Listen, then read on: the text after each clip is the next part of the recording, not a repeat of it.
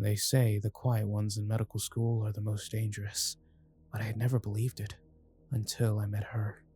Her name was Sayori Nakamura, but we called her Dissection-chan behind her back. She was quiet, painfully so, her thin frame almost bending into the stark white walls of the lecture halls. Her dark hair often hung in front of her face, concealing her expression, but the way she moved, a slow, deliberate glide, always drew uneasy stares. Sayori wasn't like the rest of us. While most of my classmates winced or averted their eyes during cadaver dissections, she seemed enthralled. Her slender fingers moved with eerie precision, parting flesh and sinew with almost loving care.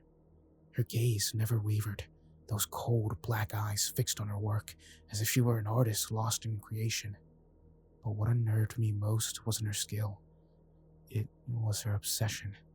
One evening after class, I overheard her muttering to herself in the dim hallway. I couldn't make out everything she said, but a single phrase froze me in place. "I want to know how it feels to be opened." I should have left it alone. I should have ignored her and gone about my studies. But something about her pulled me in, like a moth drawn to a flame.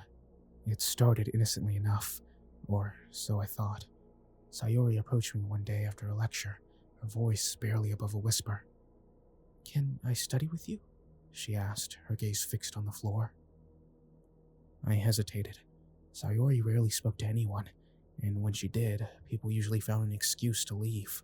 But that look in her eyes, a strange mixture of desperation and fascination, made me nod. Our study sessions were uneventful at first.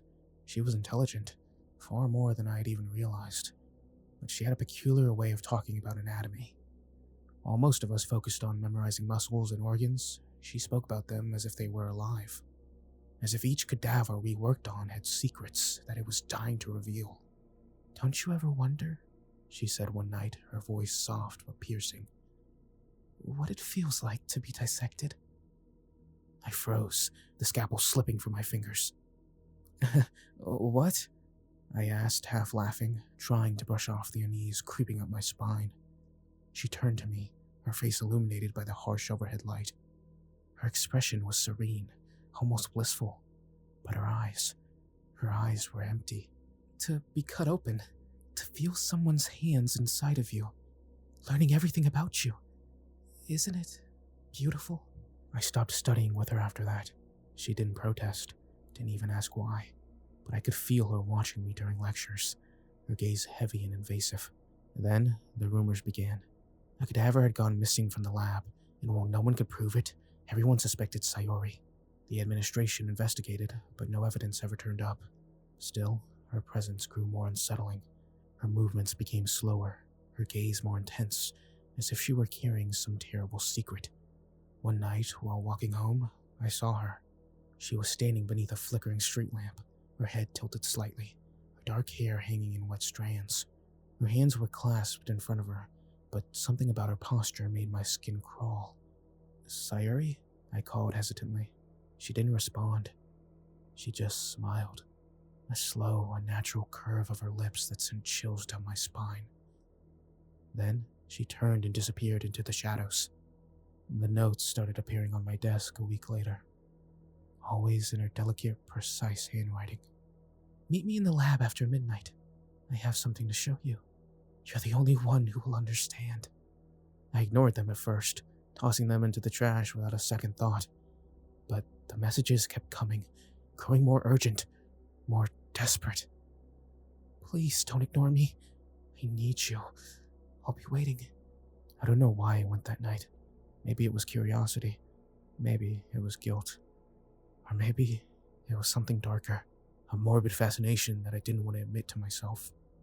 The lab was silent when I arrived, the sterile smell of formaldehyde hanging heavy in the air. The cadaver tables were empty, the instruments gleaming under the fluorescent lights. And there she was. Sayori stood at the far end of the room, her back to me. She was dressed in a surgical gown, her hands gloved and holding something that I couldn't see. "You came," she said without turning around.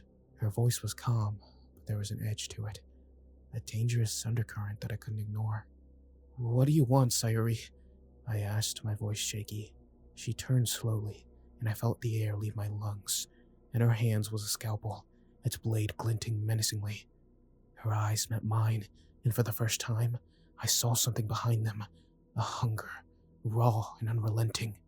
"I want you to help me," she said, her lips curling into that eerie smile. Before I could respond, she moved. Her steps were slow, deliberate, as she closed the distance between us. "Do you know why I love dissection?" she asked, her voice almost dreamy. "It's because it's the closest you can get to understanding someone. Their fears, their flaws, their secrets. It's all there, beneath the surface." "Sayuri," I stammered, backing away. "You're scaring me." She stopped, tilting her head as if confused. "I don't mean to scare you," she said softly. "I just want you to see what I see." Her free hand reached out, grasping my wrist with surprising strength. Her touch was cold, and I could feel the tremble in her fingers, a tremble not born of fear, but of anticipation. "I can't do this alone," she whispered, her voice trembling with emotion. "Please, help me." I yanked my arm free, my heart pounding in my chest. "You're insane!" I spat, stumbling toward the door, but it just wouldn't budge. Sayori's laughter echoed through the room, soft and haunting. "You can't leave," she said, her voice calm. "Not until it's done." The lights flickered, and for a moment, the room seemed to shift. The walls felt closer, the air heavier. When the lights stabilized, I saw it. A body lying on one of those tables covered by a blood-stained sheet. "Sayuri?" My voice cracked as I turned to her. "What have you done?" She didn't answer. Instead, she moved to the table, pulling the sheet back with a flourish. The body beneath wasn't like the cadavers we worked on in class. It was fresh, its skin pale and waxy, the chest already split open to reveal glistening organs. The sight made bile rise in my throat, and I stumbled backward, nearly falling. "Isn't it beautiful?" she asked, her voice filled with reverence. I couldn't speak. My mind was reeling, trying to make sense of what I was seeing. "Do you know what I realized?" she continued, running her gloved fingers along the exposed ribcage. "I spent so much time dissecting the dead, but they don't feel.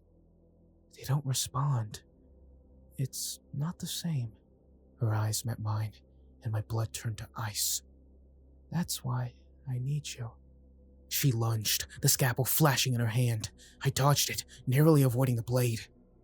And I grabbed the nearest object, a tray of instruments, trying to defend myself. "Stay away from me!" I shouted, my voice echoing in the empty lab. But Sayuri was relentless. Her movements were quick, almost inhuman, her laughter chilling and frenzied. "You don't understand," she cried. "This is for us, for science." I swung the tray, knocking the scalpel from her hand. She staggered, but didn't fall, her smile twisting into something more deranged. "You're perfect," she said, her voice filled with awe. "I've chosen you." Her words sent a shiver down my spine, and I realized that there was no reasoning with her. She was beyond saving. I ran, my heart pounded as I fled through the darkened corridors of the hospital, her laughter following me like a phantom. The walls seemed to close in, the lights flickering erratically. No matter how far I ran, I couldn't escape her. She was everywhere, in the shadows, in the silence, in my mind. Finally, I reached the stairwell, the cold metal railing a lifeline beneath my trembling hands. I stumbled downward, the echo of my footsteps mingling with her haunting laughter. And then I saw it, the room beneath the hospital. Its door was ajar, the faint glow of surgical lights spilling into the hallway. I hesitated, every instinct screaming at me to turn back. But something compelled me forward, a morbid curiosity I couldn't suppress. The room was small, its walls lined with shelves of medical tools. In the center stood another table, this one empty, waiting. And there she was. Sayuri stood at the far end of the room, her back to me. In her hands was a fresh scalpel, its blade gleaming in the harsh light. "You came," she said, her voice soft and triumphant. I stepped back, my breath hitching. "Stay away from me," I pleaded, but she only smiled, turning slowly to face me. "You can't run," she said, her eyes glinting with an unholy glee. "This is where you belong." I fought her off as long as I could, the cold steel of the room amplifying every sound. Her breath was sharp and erratic, and she moved with a frenzied determination, like a predator closing in on its prey. Then the lights flickered again, and the room shifted. The walls seemed to melt into shadow, their shelves elongating unnaturally. The air turned heavy, pressing against my chest like a weight. Sayori's laughter grew louder, echoing all around me. "Do you feel it?" she whispered, her voice coming from everywhere at once. "This is what it means to be seen, to be understood." The next thing I knew, I was strapped to the table, the restraints stuck into my wrists and ankles, cold and unyielding. Sayori loomed over me, her face obscured by the surgical mask she now wore. Her hands moved with terrifying precision, her scalpel gleaming in the harsh light. "Don't be afraid," she said. "This is for the both of us." I thrashed against the restraints, my screams echoing off the stair walls, but the straps held firm, and her gaze never wavered. "I'll be gentle," she promised. The scalpel descended, the cold steel slicing into my skin. The pain was immediate and excruciating, but worse was the look in her eyes. Calm, serene, as if she was performing the most sacred act imaginable. Blood pooled beneath me, warm and sticky as she worked. Her movements were deliberate, almost reverent. Her soft humming filled the room. I don't remember when the pain stopped. All I remember is her voice, soft and soothing, as the darkness closed in around me. "You're beautiful," she whispered. "Perfect." When I woke up, I was all alone. The restraints were gone. The room silent. My body ached, every movement sending sharp jolts of pain through me. I staggered to my feet, my head spinning, and I caught my reflection in a nearby tray. My chest was a patchwork of stitches, my skin pale and bloodless. And in the silence, I heard it. Her laughter, soft and distant. It was echoing through the hospital's empty halls. Now, every night I hear her voice. "Don't you want to know what it feels like to be opened?" And I wonder if she's still out there, waiting.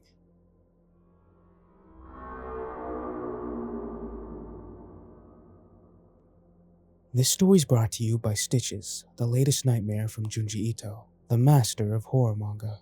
Dive into a world of eerie tales stitched together with Junji Ito's signature blend of grotesque imagery and chilling suspense. With every page, you'll uncover unsettling stories that crawl under your skin and linger long after the lights go out. Perfect for fans of Uzumaki and Tomi, this manga's a must-have for your horror collection. Click the link in the show notes to grab your copy of Stitches and support the show, if you even dare to turn the first page.